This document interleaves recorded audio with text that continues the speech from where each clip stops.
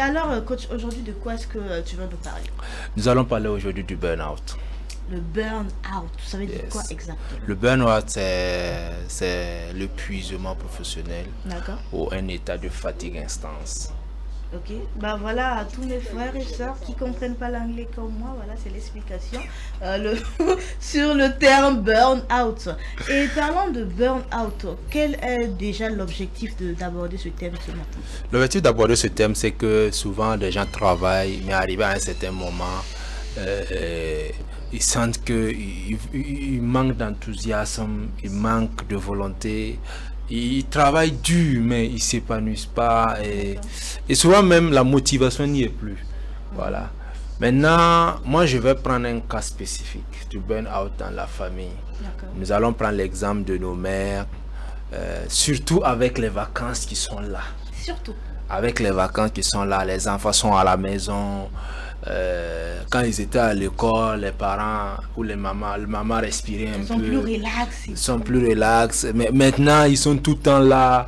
Tu dois faire les travaux. Crier par-ci, faire le ménage, crier ici. Donc, arrivé à un certain moment, la maman craque. C'est clair. Voilà, la maman craque. Imaginons, elle a fait ça. Elle a fait de son mieux pendant l'année scolaire. Elle se réveille très tôt. Prépare les enfants pour qu'ils aillent au boulot, pour qu'ils aillent à l'école, et elle-même elle se prépare, elle part au boulot pour les mères qui travaillent. Et aussi il y a les mamans aussi qui ne travaillent pas, mais qui va superviser les travaux à la maison, s'assurer que les bonnes ont préparé. D'autres même sont des femmes entreprenantes. Voilà, elles vont s'assurer que les enfants se réveillent tôt à l'heure, aller les déposer ou les préparer pour qu'ils partent à l'école, s'assurer que la cuisine se passe bien pour qu'à midi, quand les enfants vont venir, ils vont manger. Elle aussi, elle va aller vaquer à ses occupations. Mais souvent, à un certain moment, on manque. On n'a plus envie de faire ça parce qu'on est fatigué. Et souvent, c'est un surménage professionnel. Voilà, un surménage des travaux qu'on fait à la maison. Moi, je n'ai pas voulu prendre le côté professionnel parce que je veux qu'on parle des enfants, des parents, des femmes qui sont dans la situation en période de vacances. C'est vraiment un temps stressant pour beaucoup de mères qui souffrent beaucoup. Et nous, les épouses, on vous comprend. Et puis, on va donner des astuces. Vous les épouses, vous les épouses, on vous comprend. Et nous, les époux, on vous comprend aussi. Voilà, il faut que on trouve les astuces pour pouvoir vraiment vous accompagner dans cet état, et aussi en même temps au niveau des pères, des parents, des papas qui rentrent du travail. Elle est déjà épuisée toute la journée. Et tu viens encore la fatigue. Tu rentres de ton boulot, après ton boulot, tu n'as pas la même casquette qu'elle. Elle est mère, elle est encore femme au foyer, elle doit faire, oui, elle est entrepreneur, elle doit faire son travail professionnel comme toi. Mais quand elle finit ce travail professionnel, il y a les tâches qui l'attendent à la maison, des devoirs, voilà. Et d'autres souvent, ils n'ont pas de bonnes. Ils n'ont pas de bonnes qui les aident à faire le ménage. C'est elle qui va quitter son boulot, revenir et aider son homme à faire le ménage, à préparer, à voir, s'occuper des enfants. Et malgré ça, quand elle rentre, quand le monsieur rentre, bonjour le stress. Effectivement.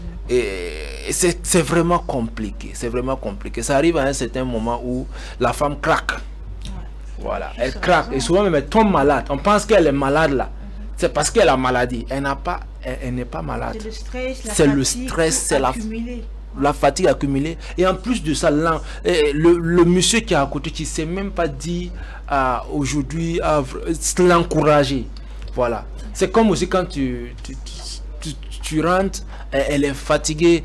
Tu arrives, au lieu de l'apprécier pour ce qu'elle a pu faire, tu cries sur elle pour ce qu'elle n'a pas pu faire. C'est ça, effectivement. Soit parce que le sel a dépassé dans la sauce, soit ceci, voilà, tous des petits détails. Voilà. Ah oui, tu as préparé, mais pourquoi la maison est sale? Pourquoi la chambre est sale? Pourquoi ceci? Alors que toi, quand tu as quitté le boulot, tu allais t'asseoir avec tes amis, tu as pavané là-bas, et tu as causé, mais elle n'a pas pu faire ça. Parce que quand elle a quitté le boulot, il faut qu'elle vienne préparer pour que les enfants mangent, pour que tu manges. faut le dire. Une femme, c'est une grande responsabilité. Et vous voyez, ça, arrivé à un certain moment, la femme le fait par amour, oui. Mais quand ça continue comme ça, tu continues de la stresser. Arrivé à un certain moment, elle craque. Et ça peut la créer des problèmes, d'autres maladies, des tensions. Et elle va passer tout son temps, aller à la clinique pour aller vérifier sa tension, se faire soigner pour traiter des maux de tête. Voilà, ça va la donner des maux de tête. Des maux de tête. Maintenant, nous, en tant que... Quand une femme vit cette situation, qu'est-ce qu'il faut faire? Voilà, il faut souvent que l'homme puisse reconnaître ses tâches. Le simple fait même de rentrer et dire à ta femme que waouh, tu as grouillé, hein, et malgré que tu n'es pas descendu tôt, tu es arrivé, tu as fait ça, tu as fait ça, tu as fait ça, tu as fait la cuisine. Ah, bravo. Souvent, des mots d'encouragement envers nos épouses, des mots d'encouragement. Souvent, tu décides aujourd'hui, bébé, si tu rentres, mon amour, si tu rentres, ne prépare pas. Je vais venir, on va sortir, on va aller au restaurant. Une fois en passant, ça soulage votre épouse. Vous la faites savoir que vous êtes au courant du charge de son travail, des travaux qui pèsent sur elle, de ses responsabilités. Et tu dois pouvoir l'accompagner dedans. Voilà, de temps en temps, ça le fait. Et si tu ne peux pas la faire sortir, même le simple fait de dire des paroles d'encouragement à son égard, mais pas encore venir l'enfoncer dans son état là. C'est compliqué. Voilà. Et souvent aussi, il y a des hommes qui rentrent, elle dit qu'elle est fatiguée, tu dis non, pas question. Ce que tu veux là, tu vas le faire. Devoir. Voilà. Soit parce qu'elle dit tout simplement qu'elle est fatiguée, tu vas sortir, mettre le volume de la télé, soit commencer à frapper des enfants, à appeler un enfant, frapper. Tu veux qu'elle devienne folle ou quoi? Ouais, je suis d'accord. Tu veux qu'elle devienne folle ou quoi? Et tout ça, c'est le burn-out que les femmes vivent dans le foyer. C'est le burn-out. Voilà. Et ça, c'est pas du tout bien. Donc, au-delà de dire des mots, de bonnes paroles en son égard, des paroles d'encouragement, des paroles, elle le fait par amour. Mais elle n'est pas obligée. Pas du tout. Elle n'est pas obligée. Elle le fait par amour. Et elle peut te dire, non, trouve une bonne, parce que ici je n'en peux pas. Voilà, je peux pas. Ou bien elle-même, elle va trouver une bonne. Mais souvent, elle peut trouver une bonne, mais elle décide de faire la cuisine pour toi. Et je vais vous raconter une petite histoire. Il y a eu un temps dans un village, un couple qui vivait avec leur enfant. Un soir, ils sont rentrés sous la pluie. Ils ont fait le travaux. Ce jour-là, ils ne sont pas rentrés tôt. Et la maman, quand ils sont arrivés, son fils et son époux, ils étaient assis en train de causer. Pendant ce temps, elle est là à la cuisine. Elle a préparé du riz gras.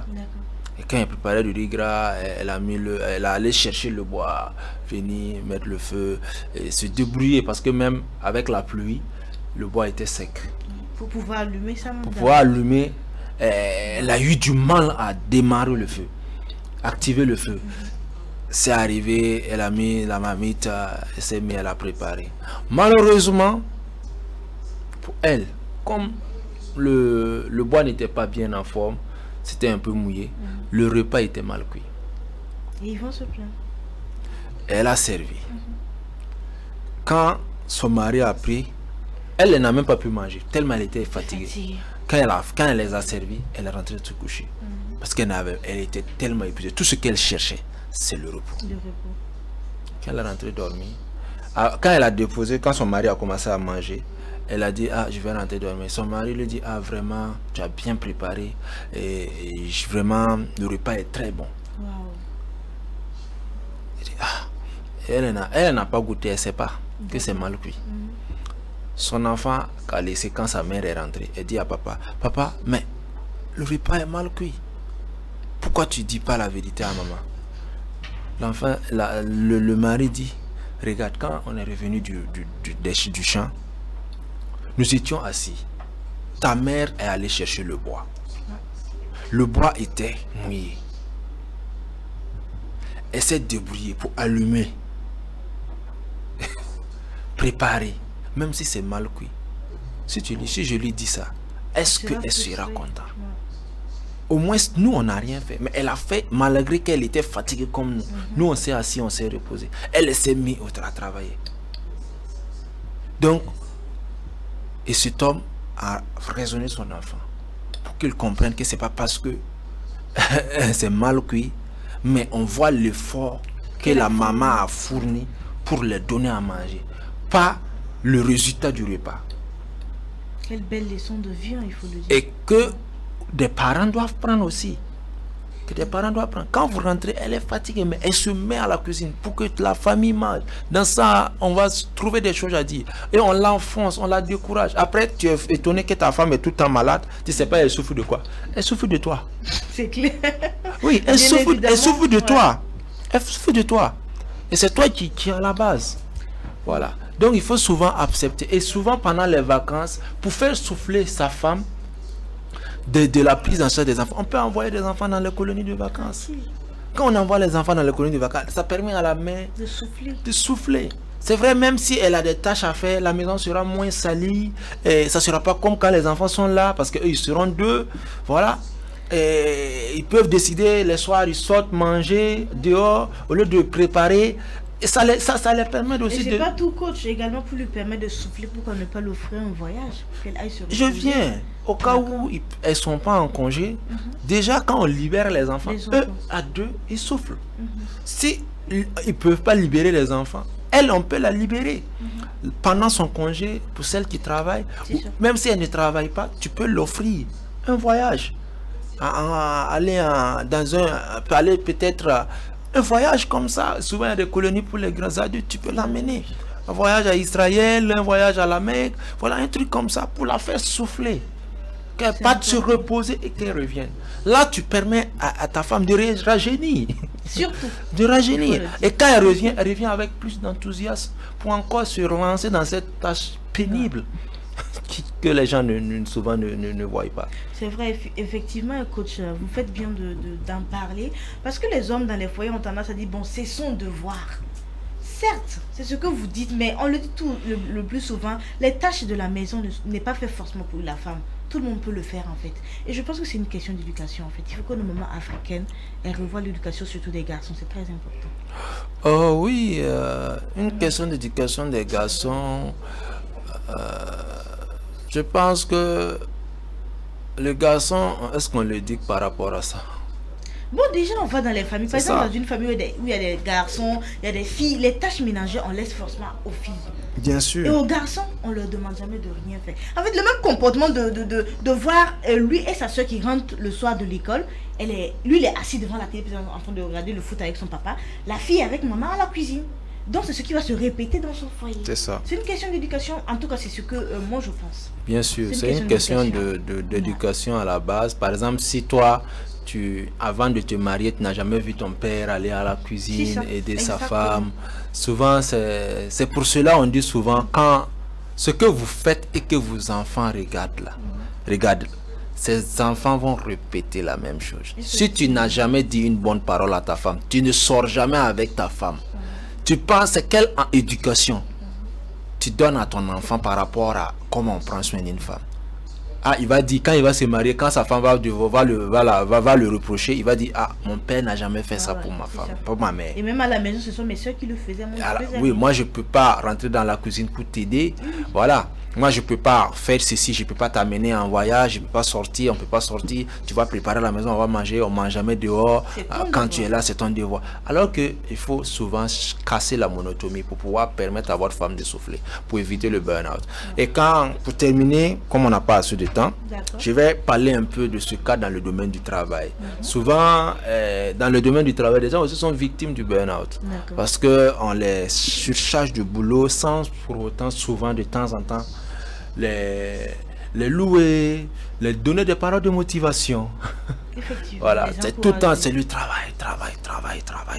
Il faut avoir souvent des temps que vous puissiez, par exemple avec vos employés, détendre l'atmosphère, les encourager, les montrer qu'ils ont de la valeur, ils ont de la compétence, pas passer tout le temps à critiquer. Oui, quand ils ont des lacunes, critiquer, essayer de les aider à améliorer, mais pas juste parler négativement. Leurs points positifs aussi, il faut les louer. Il faut les louer. Voilà. Et cela permet à vos employés d'être toujours enthousiastes, qu'ils puissent continuer à travailler. Et pour aller plus loin, pour des gens aussi qui tombent souvent dans le burn-out, c'est parce qu'ils n'arrivent pas à prioriser leurs travaux. Ils font tout, ils ne sont pas organisés dans leur travail. Donc il faut faire la priorité des priorités et aussi aller à l'essentiel. Voilà, et ne pas souvent travailler en concurrence avec quelqu'un. Parce que moi, je peux travailler peut-être 8 heures par jour, 10 heures par jour, mais mon collègue ne peut pas être concentré pendant 12 heures ou 15 heures. Donc, pourquoi? Mais moi, peut-être dans mes 2 heures, c'est comme à l'école quand on était. Vous allez voir un enfant, lui, il passe juste 2 heures à étudier. Et malgré ça, il a de très bonnes notes. Il a de bonnes notes. L'autre va aller s'asseoir parce qu'il apprend difficilement. Il va passer 10 heures, et même dans les 10 heures, ce que l'autre a fait en 1 heure, lui ne sera pas capable de faire. Voilà, donc il ne faut pas rentrer dans souvent en travaillant, en se comparant à un collègue ou à un truc, non. L'essentiel que tu arrives à aboutir au résultat qu'on te demande de faire. Voilà. Donc pour ceux qui sont dans cette situation de burn-out, ils peuvent se faire accompagner, ils peuvent se faire coacher. Que ce soit dans les familles, que ce soit dans le plan professionnel, vous avez l'opportunité que Coach Access Succès vous offre des séances de coaching, un package de 5 séances et vous avez 2 séances gratuites pour vous permettre de relever ce défi du burn-out, relever ce défi de surménage, de travail, de fatigue générale que tout le temps vous souffrez avec des maux de tête. Souvent, c'est pas problème de Doliprane, c'est pas problème de paracétamol, c'est psychologique. Voilà. Ok, merci coach en tout cas pour votre apport et à vous qui nous prenez en cours, vous êtes dans l'émission Les Midi de Tacha, voilà. On était en compagnie du coach Access Succès et aujourd'hui nous parle de burn-out. Est-ce que vous pouvez nous rappeler pour ceux qui nous prennent en cours la définition du burn-out? Le burn-out c'est un état de fatigue générale, un épuisement professionnel. Fatigue générale, et j'ai pris l'exemple dans le domaine des familles. Une mère qui est tout le temps dans la fatigue générale parce qu'elle est pleinement chargée de travaux. Sur le plan professionnel aussi, un monsieur qui travaille mais tout le temps qui est épuisé, super épuisé. Voilà, donc pour s'en sortir, ça commence par celui qui est dans la famille, il faut l'époux, il faut les enfants aussi pouvant dire des bonnes paroles à leur maman. Voilà, et l'époux aussi qui doit comprendre sa femme et souvent l'aider, l'accompagner, l'encourager et souvent aussi la permettre de souffler et trouver des cas de détente, que ça soit pas tout le temps la monotomie, elle est tout le temps matin, midi, soir, pendant des années c'est le travail, tu l'amènes jamais à un concert, tu la fais pas sortir, à un spectacle d'humour, ou au moins elle change souvent de cas, elle souffre, soit tu l'envoies en voyage, soit vous décidez de voyager, soit un week-end vous décidez d'aller à Pabré, à Koubri, ou à Koudgou, à Bobo, vous voyagez pour briser la monotomie. Dans le domaine professionnel aussi, ceux qui traversent ça, c'est des gens qui travaillent mais qui sont épuisés et souvent même ils sentent qu'ils manquent souvent confiance en eux, arrivent à un certain niveau, ils n'ont même plus envie d'aller travailler parce que tellement ils sont épuisés, ils manquent d'enthousiasme. À ce moment, il faut revoir comment tu organises ton travail et faire la priorité des priorités et aller à l'essentiel dans ton travail et faire en sorte aussi que tu ne travailles pas en compétition avec qui que ce soit. Parce que tu travailles en compétition, vous n'avez pas les mêmes talents, vous n'avez pas les mêmes aptitudes. Pourquoi tu vas changer ton rythme de travail pour quelqu'un? Si tu sais que tu es avec un employeur qui ne reconnaît pas tes valeurs, qui passe tout son temps à t'épuiser, souvent on conseille de quitter, soit tu changes de boulot, soit tu changes d'entreprise. Tout ça, c'est des solutions. Maintenant, pour ceux qui aimeraient plus, parce qu'ils sentent qu'ils sont dans cette situation, nous restons disponibles. Et bien voilà, pour ceux qui veulent sortir de cette situation de burn-out, contactez tout simplement le coach Access Succès.